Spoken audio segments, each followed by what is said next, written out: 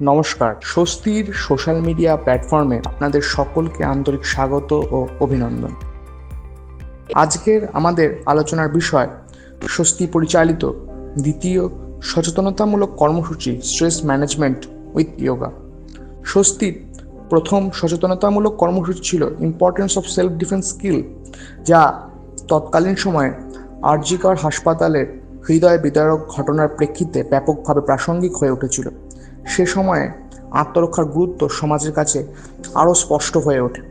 ঠিক তেমনভাবেই বর্তমান সময়ে শিক্ষার্থীদের মানসিক চাপ ও আত্মহত্যার প্রবণতা দেখে সমাজের এক গভীর সংকট হয়ে দাঁড়িয়েছে।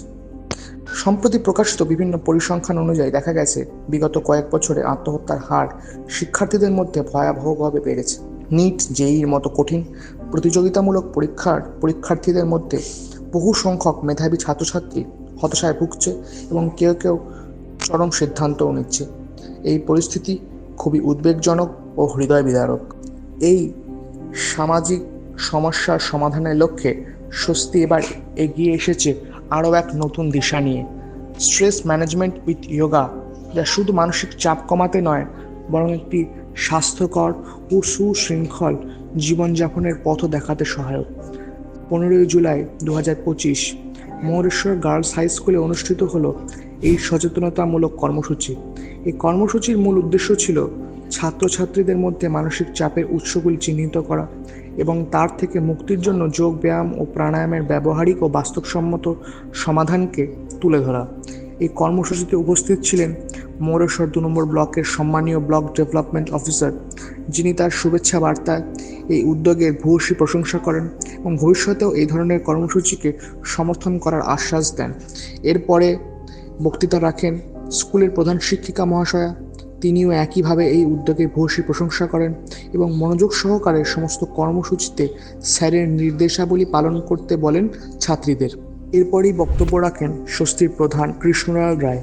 তিনি উদাহরণের মাধ্যমে ব্যাখ্যা করেন কর্মসূচি কতখানি উপযোগী হতে পারে যারা ডিপ্রেশনের শিকার হয়েছেন এবং কিভাবে বেরিয়ে আসতে পারবে।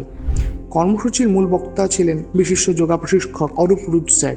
তিনি কোটাসুরের এআর ফিটনেস অ্যান্ড ইয়োগা নামক প্রশিক্ষণ কেন্দ্রের প্রতিষ্ঠাতা ও প্রধান প্রশিক্ষক। তার সুস্পষ্ট বক্তৃতা, প্রাণোজ্জ্বল উপস্থাপনা ও প্রাণবন্ত যোগব্যায়াম প্রদর্শন ছাত্রীদের মধ্যে দারুণ সাড়া ফেলে। তিনি ব্যাখ্যা করেন কীভাবে প্রাত্যহিক জীবনে মাত্র 20 থেকে 30 মিনিটের যোগ ও প্রাণায়াম অনুশীলন একজন শিক্ষার্থীকে মানসিকভাবে সুস্থ রাখতে পারে। পুরো কর্মসূচি একটি আন্তরিক পরিবেশে শৃঙ্খলা ও সক্রিয় অংশগ্রহণের মাধ্যমে অত্যন্ত সফলভাবে সম্পন্ন হয়।